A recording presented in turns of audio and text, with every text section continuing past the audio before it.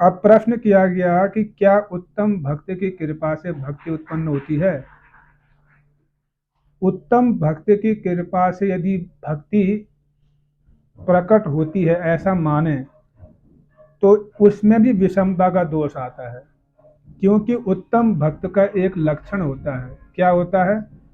वो सभी को भगवान का अंश देखता है, सब में भगवान का दर्शन करता है, समस्त जीवों के हृदय में भगवान का ही दर्शन करता है और सभी को भगवान का भक्त समझता है। और इसी कारण वो किसी पर कृपा नहीं कर पाएगा, क्योंकि वो तो सबको भगवान का ही भक्त देख रहा है। तो इसलिए उत्तम भक्त की कृपा से भी भक्ति नहीं मिलती है। फिर दूसरे होते हैं मध्यम भक्त। मध्यम भक्त यानी मध्यम भक्त कैसा होता है? उसका भगवान के प्रति प्रेम होता है, भगवान के भक्तों के प्रति मित्रता का भाव होता है, और जो अज्ञानी है उन पर कृपा करने की भावना होती है, और जो भगवान और भगवान के भक्तों से द्वेष करते हैं उनकी उपेक्षा करता है, उनकी निंदा करता है, उनसे दूर रहता है, उन पर कृपा नहीं करता है। यह मध्यम भक्त के लक्षण हैं। श्रील विश्वनाथ चक्रवर्ती ठाकुर कहते हैं कि ऐसे मध्यम अधिकारी की कृपा से ही जो है किसी जीव के हृदय में भक्ति प्रकाशित होती है, उत्पन्न होती है, क्योंकि मध्यम अधिकारी पर विषमता का दोष नहीं आता है। मतलब मध्यम अधिकारी में यह गुण होता है कि वह विषम होगा, वो सबके लिए सम नहीं होगा, यह गुण उसके अंदर है। वो विषम होगा ही होगा, वो सबके लिए समान नहीं होगा। इसीलिए मध्यम अधिकारी क्या करता है? जो गंभीर है, जो वास्तव में श्रद्धालु है, उसी पर कृपा करता है, और जो भगवान से द्वेष करते हैं, जो भक्तों के प्रति अपराध करते हैं, जो भक्तों की निंदा करते हैं, उनकी उपेक्षा करता है, उन पर कृपा नहीं करता है। तो मध्यम अधिकारी का लक्षण क्या है? विषमता। वो समान नहीं है सबके लिए, वो सबको भक्त नहीं देखता है। वो कौन अभक्त है और कौन भक्त है, कौन श्रद्धालु है, कौन अश्रद्धालु है, किनका भगवान के प्रति अच्छा भाव है और किनका अच्छा भाव नहीं है, ये सब देख पाता है एक मध्यम अधिकारी।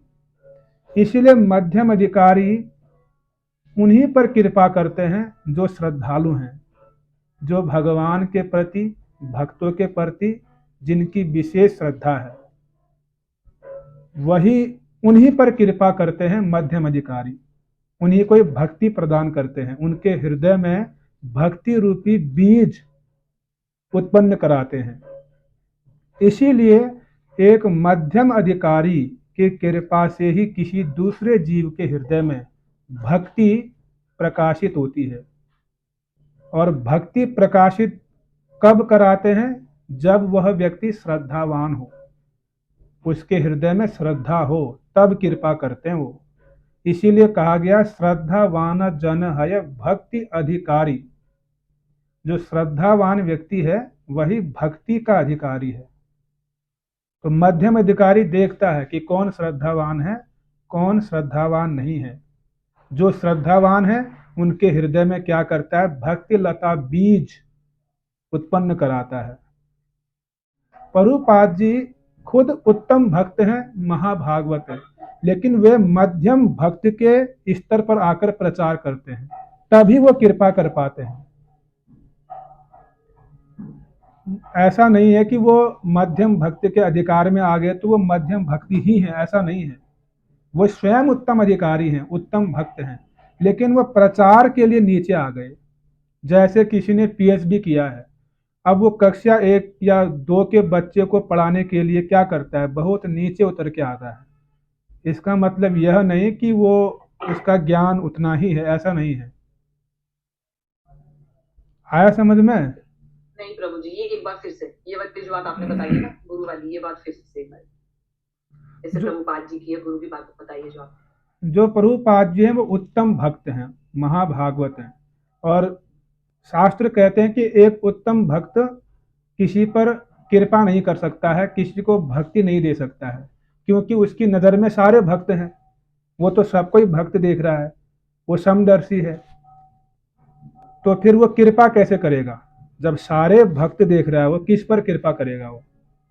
लेकिन वही उत्तम भक्त जब मध्यम भक्त के स्तर पर आता है, तब वो देख पाता है कि कौन भक्त है, कौन अभक्त है, कौन श्रद्धावान है, कौन श्रद्धावान नहीं है। उसके अंदर फिर विषमता का वो आता है लक्षण, फिर वो कृपा करता है। आया तो समझ हम में? एक ही गुरु को, ये जैसे सपोज हमारे जो गुरु है या प्रभुपाद जी हैं, उनको उत्तम भक्त भी कहेंगे और मध्यम अधिकारी दोनों कहेंगे, उनको दोनों कैटेगरी में आएंगे? नहीं नहीं नहीं, ऐसा कहेंगे कि प्रभुपाद जी नित्य सिद्ध परिकर हैं, उत्तम भक्त हैं, पर प्रचार के लिए वो मध्यम भक्ति के स्तर पर आ गए। प्रचार के लिए, जैसे किसी ने पीएचडी किया है मान लो, और कोई कक्षा एक में है। अब कक्षा एक के बच्चे को APPLE एप्पल ऐसे पढ़ा रहा है वो। अब इसका मतलब यह नहीं कि उसको उतना ही आता है, ऐसा नहीं है। वो कक्षा एक के बच्चे के स्तर पर आकर पढ़ा रहा है, जिससे वो समझ पाए। अगर वो अपने स्तर से बताना शुरू करेगा तो उसको समझ ही नहीं आएगा। तो इसीलिए प्रभुपाद जी अपने पोजीशन से नीचे उतरे हैं, और इतना नीचे उतरे हैं कि आप सोच भी नहीं सकते हो।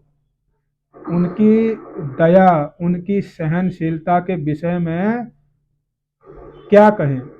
मतलब हरिदास ठाकुर के विषय में तो सुना था कि सहनशीलता की पराकाष्ठा है, लेकिन प्रभुपाद जी को देखो आप कितना सहन करते हैं वो, कि ऐसे देश में जाते हैं जहाँ पर जिनको धर्म का ज्ञान नहीं है, संप्रदाय का ज्ञान नहीं है, जिन्होंने कृष्ण का नाम नहीं सुना है, और उनके बर्तन धो रहे हैं, खाते हुए बर्तन जूठा छोड़ के जाते हैं, और कपड़े भी धोते हैं, कभी कभी खुद झाड़ू मारते हैं। ये सहनशीलता है कि नहीं है? एक उत्तम अधिकारी, उत्तम भक्त कितने नीचे उतरकर ये सब कुछ कर रहे हैं, सहन कर रहे हैं उन शिष्यों को जिनको पता ही नहीं है कि गुरु की सेवा कैसे की जाती है, गुरु के साथ कैसा व्यवहार किया जाता है, कुछ पता ही नहीं है। और करीब करीब 1 साल तक सहन करते जा रहे हैं। तो ये सहनशीलता कितने नीचे उतरकर समझा रहे हैं। तो ये आचार्यों का गुण है। उत्तम अधिकारी जब मध्यम अधिकार में आते हैं तो वो फिर भक्ति का दान कर पाते हैं, जीवात्मा के हृदय में भक्ति रूपी बीज उत्पन्न कराते हैं।